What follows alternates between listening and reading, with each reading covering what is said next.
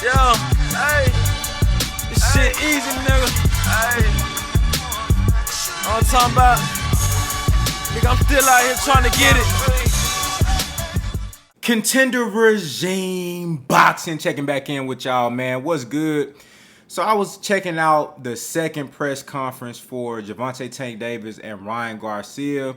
They did the LA press conference, and a lot of the stipulations that are in this contract from the A side, Tank Davis and Showtime and PBC, but this is really, of course, coming from Gervonta Tank Davis and his team. Ryan Garcia mentioned those in the first press conference, but this time around, he really put more emphasis on it. I don't know if he kind of thought about it a little bit more and said, hey, man, this is an opportunity for me to be a little bit more outspoken and to let the fans know what Tank Davis is imposing on me as his opponent and how I think it's a weak move, and how even in spite of that, or even in the midst of that, I'm still taking this fight and I'm still, ready to go and give it my all, and I'm going to come out on top. That's the energy that I got from Ryan Garcia in regard to the stipulations of that contract. But the main one that we want to talk about, as you see in the title, the rehydration clause that Tank has put in this contract. Now, of course, this fight is going to take place at 136, 1 pound above the lightweight weight limit. Ryan Garcia, who has been a career 135-pound fighter, who has recently moved up to 140, the super lightweight division, he is now having to come down and fight Tank Davis, not at 135, but at 136, right? Not only that, but there's a rehydration clause that says that Ryan Garcia cannot walk into the ring on fight night more than 10 pounds over the contractual weight, which is 136, which means that he cannot weigh more than 146 pounds on fight night. Now, shout out to the brother Everything's Boxing. I was watching his show earlier, and he brought on the future Hall of Famer Nonito Donaire and his wife Rachel Donaire, and they really did a great job of just giving kind of an in-depth insight on what it's like for a fighter to have to cut weight. Not only just cut weight for the regular weight class or the regular weight limit, but having a rehydration clause if you're fighting for the IBF title. Of course, in this fight, there's no title on the line. Neither one of these guys are champions, if we're being real. But there is a rehydration clause that Tank Davis, being the A side, rightfully, and his team has put in the contract for Ryan Garcia. And, Nonito Donaire talked about, he's been making weight. He's been cutting weight since he was 11 years old. So cutting weight isn't a new thing, but of course, as you get older, it gets tougher and tougher. And then, of course, when you're not able to rehydrate fully to where you want to be, or as close as possible to your natural weight, it can really put a strain on you. It can really weaken you as a fighter. It weakens your punch resistance. It weakens your stamina, your conditioning. It could have an effect on your punching power. It's a lot of things that can do to break a fighter down and have them a significantly lesser version of themselves, right? So it's a big deal. But the question is, in the title, is Tank Davis wrong for imposing this rehydration clause on Ryan Garcia? Now, Ryan Garcia, he came out, he said, hey, man, look, you really a hoe for what you're doing. You know what I'm saying? You really a hoe for making me, for weight draining me and making me come down to 136. Not only that, but then I can't even rehydrate more than 10 pounds on fight night. You really a hoe for that. Ryan Garcia was very vocal about that, and he let the people know what was in that contract, and the fact that even though all that's going on, he's still here and he's ready to fight. And going back to the question, is Tank Davis wrong for imposing this rehydration clause? Is he wrong for flexing his A-side ability and doing what many fighters before him have done to gain a competitive advantage, is he wrong for utilizing that ability? In my opinion, absolutely not.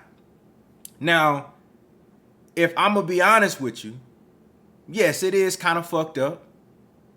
It is a whole move. You can agree that it's a whole move. I could agree to that. But at the same time, though, it's a chess move. And when you put yourself in this position to garner a level of respect and to be able to make certain demands when it comes to contractually, when it comes to like the venue where the fight gonna be at, the location, who gonna walk out first, who gonna walk out last, what type of gloves we gonna wear. When you put yourself in that type of position, these are the benefits that come with it. And Tank Davis, to be quite honest, he's worked to put himself in this position. And Ryan Garcia, who could have fought Devin Haney to be a world champion, not just no prize fighter, even though Devin Haney getting paid more than both of these dudes up until this point, but we not talking about that. You're talking about fighting for a prize. He could have fought Devin Haney for a world champion, for a world title, without no 10-pound rehydration clause. You dig what I'm saying? But no, you ducked out of that fight. And you've been talking all this shit. You've been doing more talking than fight. You ducked out of that fight. You feel me? For something like this. So I don't want to hear shit about Ryan Garcia and this rehydration clause. You had opportunities to fight other guys where you wouldn't had no rehydration clause. I don't want to hear shit about that. You know what I'm saying?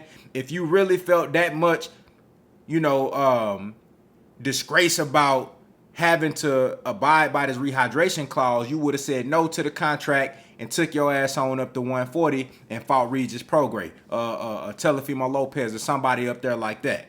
You know what I'm saying? But you want to fight Tank, and I commend you for taking the fight. It's a fight that I want to see, but I also wanted to see Ryan Garcia versus Devin Haney. I also wanted to see Ryan Garcia versus Lomachenko. I also wanted to see Ryan Garcia versus Teofimo Lopez. You dig what I'm saying? But I didn't get none of those fights, right? And that's cool. We getting Ryan Garcia and Tank Davis. I do not blame Tank Davis one bit for imposing this rehydration clause, because Ryan Garcia, you put yourself in this position.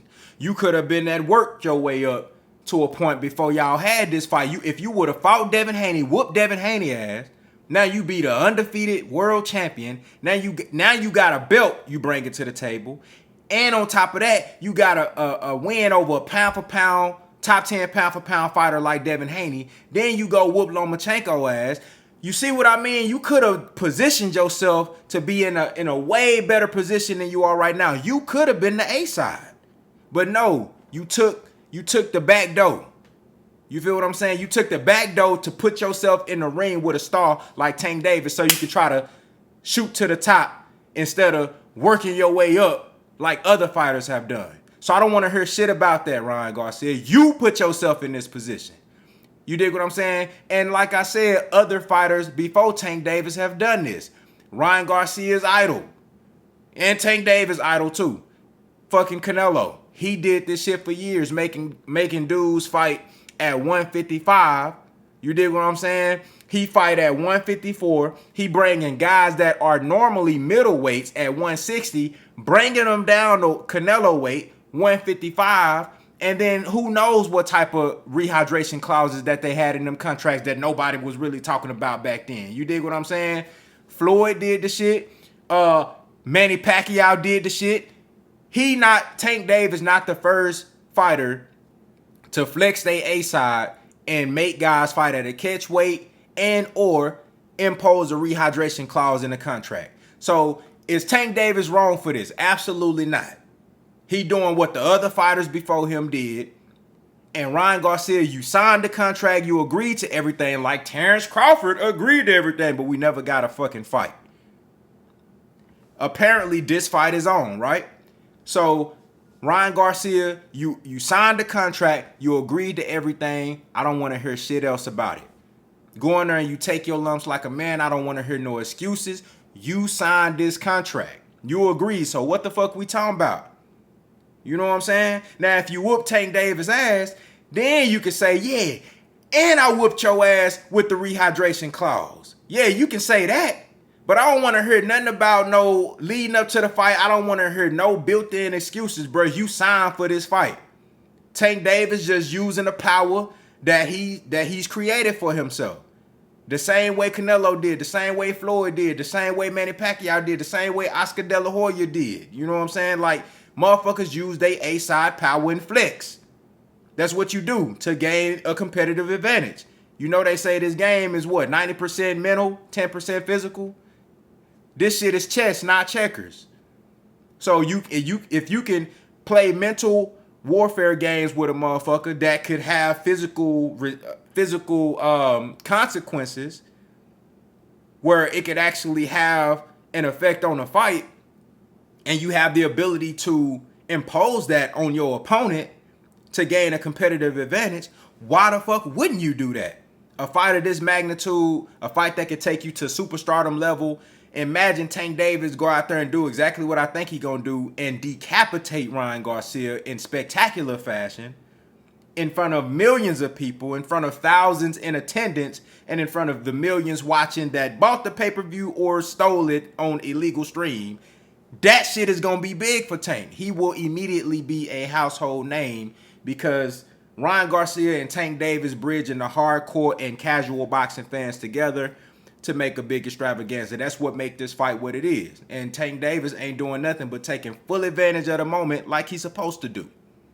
You dig what I'm saying? I don't blame Tank Davis one bit. I blame Ryan Garcia for pussyfooting around for these last 3 years, fucking off the boxing fans' interest and their money, stealing and not really making the fights that you had on the table. You could have fought Devin Haney.